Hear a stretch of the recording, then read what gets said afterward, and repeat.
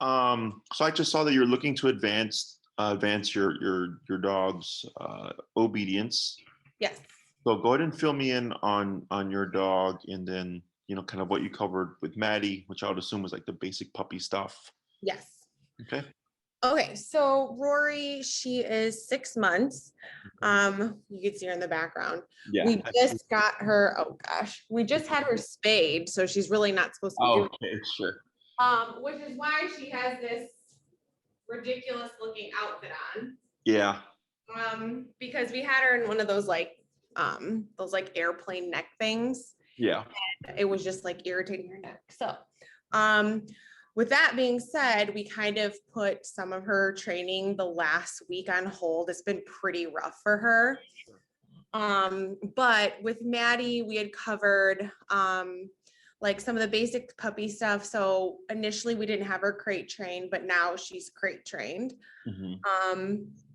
So when it comes to the crate, like when we are leaving, when we're leaving, we'll say crate, and then we'll walk in the direction of our room and she'll go right in. Mm-hmm. She doesn't come out until we say, okay. That's kind of our release word. We've taught her to sit. She'll sit, and then kind of like if we put like food in front of her, she won't eat it until we say, okay. Mm-hmm. We've also done like the sits, and then we walk around her and she'll still stay sitting down. Mm-hmm. We also have done, what else have we done with her? I'm trying to think everything we do. I should probably know this off the top of my head. No, it's fine. I mean, when you gotta recall everything, it's okay. I mean, it sounds like the basic puppy stuff. Yeah, it's like basic puppy stuff. So we intend on, like we taught her how to like walk on a leash. Our next thing with the leash is teaching her to like come, or like to come to us. Because Maddie said that would be better done if we had like a longer leash and we could do it like in a park setting. But of course, she's like, we just ended puppy class, I think like maybe like 2.5 weeks ago. Okay. So we recently moved as well. So we've kind of had like a setback in these past 2 weeks. But Sure. other than that, it's pretty basic. Okay. And then what are you hoping to achieve? Like what is your end goal with Rory with training? Griff, are you coming? Griffin is my boyfriend and he's part of this class. I don't know what he's doing. So he is asking what is our like goal with the next step. Like the next, like the e-color training? Yeah. Yeah. So yeah, I was gonna say probably getting her to walk in like a better heel. Okay. And she has a little bit of a tendency to pull and to get distracted on the leash a little bit. I think keeping her a little bit more attentive to us when we're going for walks and whatnot. And then I think, I mean, in a perfect world, if we took her to a park, it would be awesome if we were, able to have her off leash and to have her interact with the other dogs and stuff. Yeah. Yeah, I think that would probably be the end goal if it's possible to get there. Okay. Yeah. I mean, it's possible. It's just making sure that where you want to be is in line with the level of training the e-collar brings. Right. Because I get clients who have like super simple, requests, I guess, for their dog. Mm-hmm. And my rate is the same. My methods they're all the same because I have a standard and I always want to meet that standard when I work with a client, which is why I just train with e-collar because it's the most consistent tool. It gets me off leash reliability right off the bat. And it's efficient, it's effective, and it's easy to learn for the client. So if someone's just like, yeah, like, that's just this and this, I'm like, then you don't need me because like that's not my standard. Does that make sense? But for you, you're like, yeah, I want my dog to walk in a nice heel. I want reliable recall, whether we're at the dog park or at the park. We don't want to worry about her running away. Because e-collar training allows you to build all the commands: sit, stay down, come, place, heel. So 6 commands up to off-leash reliability.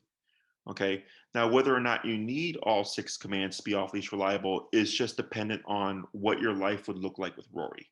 Sure. Okay. So, anything else before I move forward? No. Okay. So, with the e-collar, are you guys aware of what the technology is? Yeah. Yeah. Yeah. I Yeah, know it's we've been- got we know a few people that have worked with it That worked with you, I think. yeah. Okay, cool. Yeah, so it's a miniaturized TENS unit. They use the technology on humans. You're not going to be electrocuting Rory or anything like that, which is like the most common perception that people have when they hear e-collar or electric collar, Right. is they think they're electrocuting their dog, and that's not the case. It's just a muscle stimulator. And when we work with small dogs like Rory, it makes things so much easier. So like my 8-pound Chihuahua, well, now he's 8.5 pounds. He gained some weight, but my 8-pound Chihuahua is trained on e-collar. Okay. He's completely off leash trained and all that stuff. So it's perfectly safe to use. I've used it on dogs as small as 3 to 4 pounds. It's a little bit weird to get contact because their necks are so tiny, but it can be used on dogs that small. Of all ages, I usually start at 6 months, because typically at 6 months, that's when a dog start treating their puppies like adults, and they're capable to learn more at an adult level.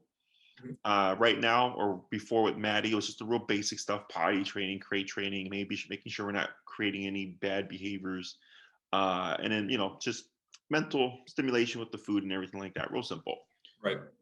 But once we hit 6 months, that stuff kind of goes out the window if you're using food, because that's also when puppies start to kind of realize the world and all that it has to offer, right? So then they're not so much as attentive to you as they were before. Now they're all like, hey, what's that dog, and what's this, and what's that smell, and what's that bird over there? And that's where e-collar comes into play. Okay. Yeah. Okay. So when it comes to length of time and like cost and all that stuff, it really just comes down to what your life with Rory would look like. So I have 3, 6, 9, and 12-week programs. Okay. Think of the 3-week program as I just want to walk my dog. So that's usually for dogs that have leash reactivity, or pull the owner, and the owner really doesn't let them go off leash anywhere. They just want to be able to walk them in peace. Mm-hmm. The 6-week program would be walk my dog and take my dog to the park, and recall type stuff. The 9-week would be walk my dog, go to the park, go to restaurants. And the 12-week program would be walk my dog, go to the park, go to restaurants, go hiking, go to the dog beach, go to my friend's house, like do everything with my dog. Okay. So from what I've picked up so far, you kind of sound like you're in that 6 class range, because you're like, I want to be able to walk my dog in a better heel and have her come off leash. Or are you looking for more control? We don't need to go all in that. Probably like 6 to 9. Yeah, that's where I would kind of put you at. Yep. So with the 6 class program, it's 1 day a week for an hour. It's usually 2 classes on heel, 2 classes on recall. So 1 and 2 are heel, 3 and 4 would be recall. 5 and 6 would be a variable. For whatever reason, if you're struggling with something, we could review it, or we can also do stationary control. So it's possible to do more within 6 classes. It just comes down to, is the owner doing their homework, or am I working with the dog with behavioral issues? Because I deal with a lot of reactivity and stuff like that. So that gives us just like a little window to kind of either work on more behavior, or kind of tighten up what the dog already knows, or if the owner's done a good job of practicing everything, then we just teach more stuff. Okay. For the 9-week program, so for the 6-week, I give you the tools and the knowledge to get your recall to be off leash reliable. Okay. Because recall has to be off leash reliable. Otherwise it's useless. The 9-week program, we would cover, the heel, the recall, and then for sure stationary control, which would be like go to your bed, or like lay down on this towel while we're eating for an hour and a half at the restaurant type of deal. Okay. The next thing that we push is heel up to off leash. Okay. So that's heel and recall. We're pushing towards off leash. And of course, we can cover more stuff. It just depends on how much effort you put into it. And then in the 12-week program, we cover all 6 commands: sit, stay, down, come, place, heel. And we spend, so the first 6 classes, we just teach all the commands. And then the last 6 classes we use to build those commands to off-leash reliability. Okay. So the only command that needs to be off-leash reliable is the recall. Everything else is kind of just personal preference. Okay. So if you're doing like a 9-week program, because the way I format it kind of just depends on which program you choose. So if someone says like, yeah, I want off-leash 12 classes, I do all 6 commands in 6 classes, and then the other commands to off-leash reliability, the last 6 classes, right? So technically in a 6-class program, I could teach all 6 commands, but the owner we wouldn't have had enough time to cover everything so that the owner is, how'd you say, like up here, they have like everything they need. Does that make sense? Yeah. The 9-week program, we kind of go for 3 to 4 commands. So you get 2 to 3 and 6, you get 3 to 4 and 9, or you get 6 and 12. Because I have more time to help you fix and like correct things as we go along. Because as we teach more obedience, we also create more problems. Okay, Right. so we need time to fix problems, and it happens all the time. Like if we teach a dog to lay down, after we teach them to lay down, they start laying down when you heel. They start laying down every time you tell them to sit. It becomes this host of other issues. So I need time to fix that stuff. Right. So I format the program to kind of fit your lifestyle. I don't really teach stuff that if you're not going to use it, because then it's kind of like, whatever. Questions about any of that stuff? That I have. No. How much does Rory weigh? She weighs a little over 10 pounds now. Okay, yeah. So the collar she would need that I would recommend is the Dogtra 280C. Say it again. Dogtra 280C, 280C. 280C. Okay. And Maria would send you the information. Okay. But it's meant for dogs 35 pounds and under. The reason why I recommend that one is because it has an LED screen, so you can see it at night. It goes 0 to 127. There's one, I think there's definitely one other collar that would be suitable for her, but it's a dial that's 0 to 100, and it's just kind of a guessing game, and you can't see it at night. Okay. So that's why I don't really recommend that one unless it's like a really, really small dog that's like 5 or 6 pounds or something, because their neck is so small they need a smaller collar.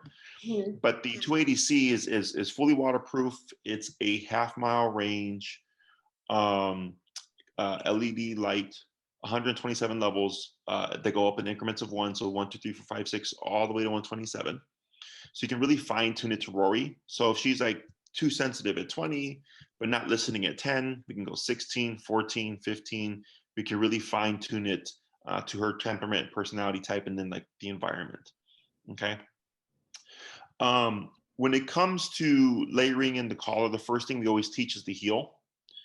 It's like the most important command when it comes to e-collar training, because it teaches the dog how e-collar turns on and off.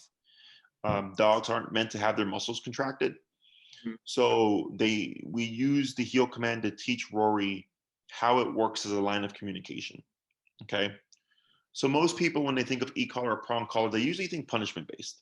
So punishment based is if I tell Rory to sit and I taught her sit with food or whatever, and she doesn't do it, I would then just remote her.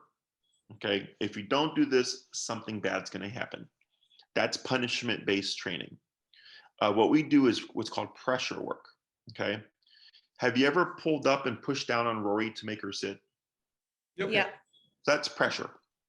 Okay. So you're using physical pressure with your leash and with your hand to shape a response from Rory. And once she gives it to you, you would either give her a treat, you would praise her, or alleviate the pressure, or any one of those things, right? Same thing with e-collar. We find a number that's low enough for Rory that it's not making her yelp, but high enough that she finds it concerning. Okay, so it's a kind of a fine balance, because I don't want her yipping and yelping, but I also want her to think to herself like, okay, I don't want to feel that again, so I'm going to be more responsive. So we would use pressure paired with the collar So as we're tapping and she's feeling that contraction, and the moment she gives us what we're looking for, that would stop. Okay. So then she goes, oh, that thing that fell on my neck that I didn't like disappeared when I did this. Okay. And then maybe she gets up. I start tapping on the collar. I start putting pressure on her. She gives me what I'm looking for. The tapping stops. And she goes, oh, that's weird. When I sat down, it went away. When I stood up, it came back. But when I sat down, it went away again. Okay. So she starts to understand, like, oh, if I want to avoid pressure, I just keep my butt on the ground. Okay. So with positive only training, it's great for stuff you want to see again. So if you told Rory to sit and she sat and you gave her a treat, she would think to herself, when I hear sit, I'm going to do this so I get something. But the problem is, if Rory gets up from the sit, there's no real consequence. Right. Right. Even if you withhold the treat or something, you could tell her, like, hey, Rory, if you pick your butt up, I'm not going to give you a treat. She doesn't know. Okay. So that's where e-collar or aversives come into play. Because now there's some kind of negative to counter when the dog makes the wrong decision. So she goes, oh, if I sit, I get this. If I get up, this happens and I don't like it. But if I stay like this, nothing happens.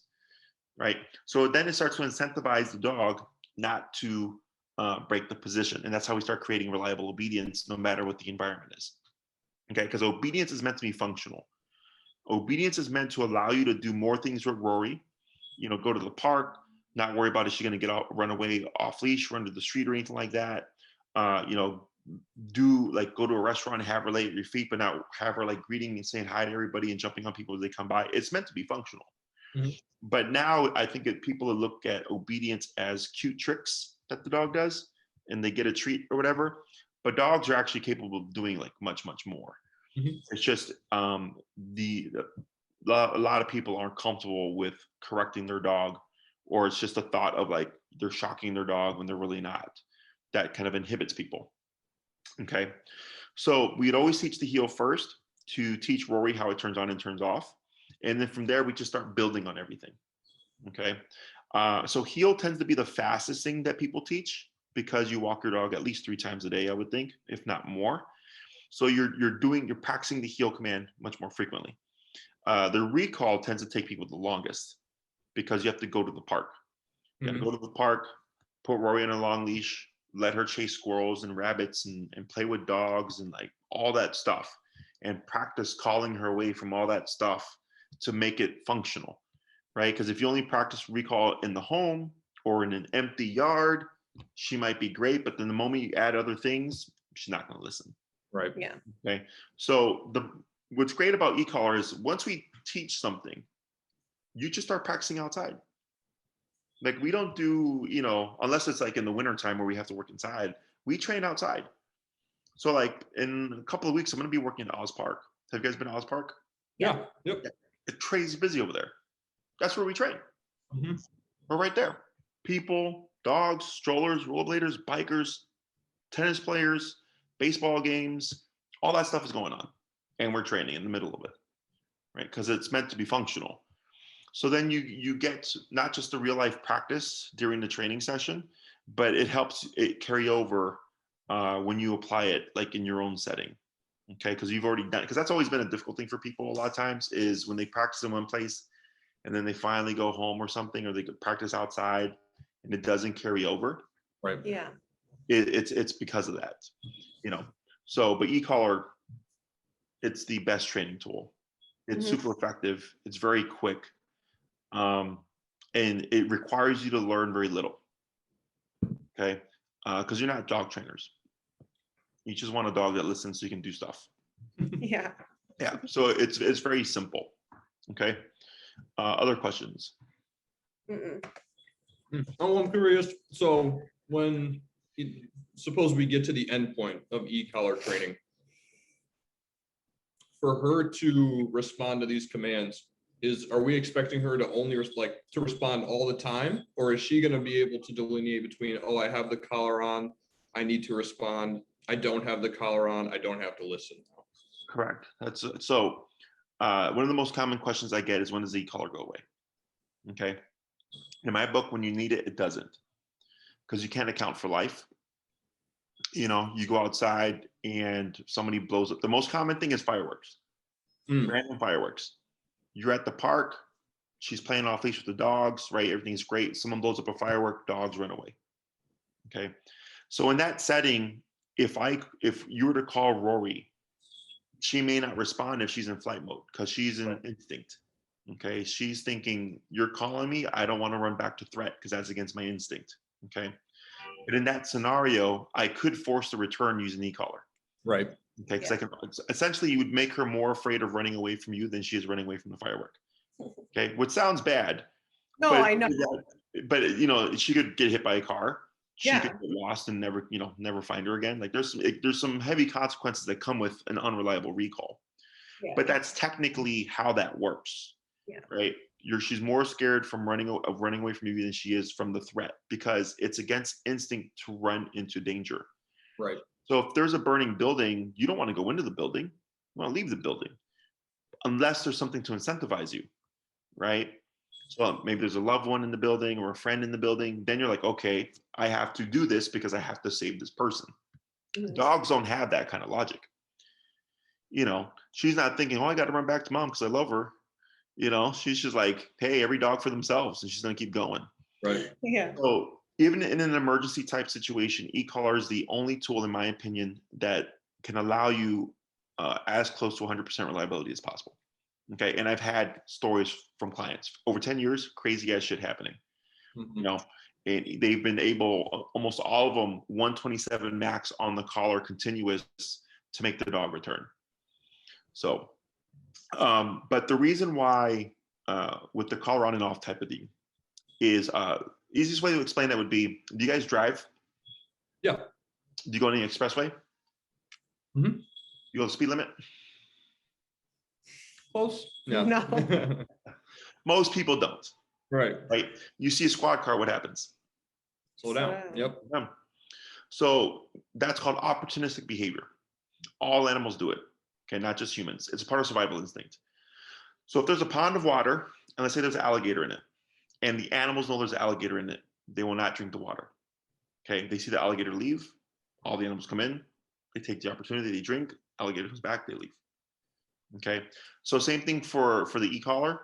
Think of it as a cop on a collar. When it's present, Rory's going to know, oh, cop is here. I got to behave myself. I have to listen. I have to be more responsive and obedient, right? But when it's off, she's going to push the boundaries a little bit. Yeah. When we see dogs online that are really well trained, there's usually a couple of things that people don't factor in, which I would suggest if you're ever watching the videos to watch for. Is one, it's usually an empty environment. Okay, even if they're outside, look, it's almost always an empty environment. Okay, or you might be looking at a dog that's been trained by a professional, and that's their dog, and they put thousands of hours of training into that dog. So like my dogs are all off leash trained. Okay, I have my 65-pound pit, and I have my 8-pound Chihuahua.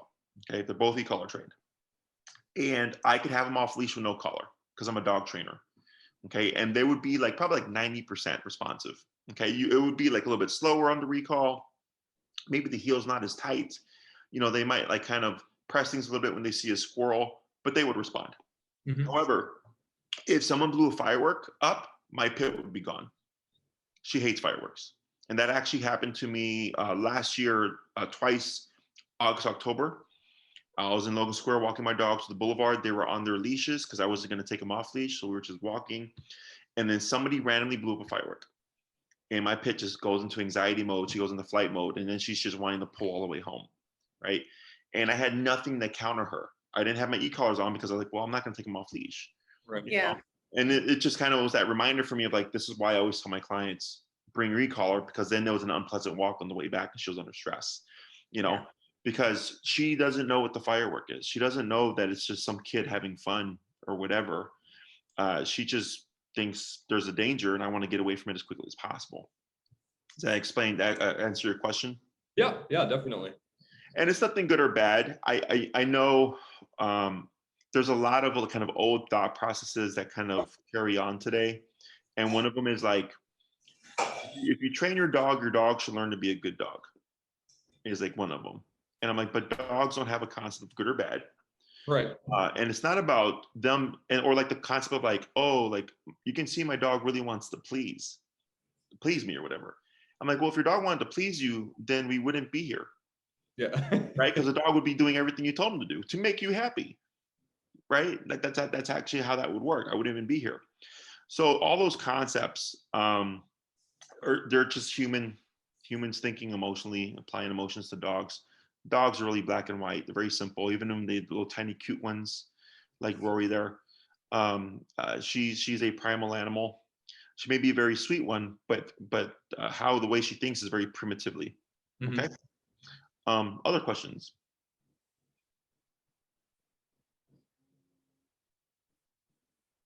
I don't think so. No, that's all I got. It's pretty straightforward. I have a couple of size of dog doesn't factor on the levels that Rory might need. Okay, so I actually have 2 dogs right now that are like 14 to 16-ish pounds, so kind of a little bit bigger than Rory. One of them, his number is like 18. The other one, her number is 80. Okay? No kidding. Yeah. Yes. 80. Okay, and they're on the same collar with like everything's the same. Okay, and it's because for Pretzel, who's like the one that's like on 80, she's Maddie told us about Pretzel. yeah, she's she's very spazzy. She's very impulsive. Yeah. Okay? So, and she's so driven for the things she wants to do that we need more power to override her, but also she's physically tough. Right. Like, even though she's small, she's very physically tough. So I remember the owner was like, "This is crazy. Is this normal?" I'm like, "Well, I mean, it's not normal, but people assume I got a small dog and it's a sweet dog, so they're going to be low on the collar." And I go, "That has no factor." Right. I could have the sweetest golden retriever, and he's like on 95, and another golden retriever who could be a jackass as a personality be at 20. Mhm. It just depends on the receptiveness and their sensitivity to the collar itself. Yeah. And what's great about it is everything's at the press of a button. So if you press it at 20 and she presses at 20, it's the same thing. Okay. When we do like prong collar or slip collar, there's a lot of technical skill that comes into play with using the leash and everything. So like obviously as a trainer, I could get really good results, but then the human almost always struggles, Right. because you're not dog trainers. E-collar kind of just removes that variable. Like it's super simple. It's really, of course, teaching you how it works, but then teaching the dog how it works as a line of communication. And it transfers very easy. After one person works with Rory and you hand it off to the other person, boom, all the work is done. Then it's just a matter of teaching or practicing. Yeah. And I just worked with a client. It happens all the time with couples, but they have a golden retriever, 6 months. His name's Webster.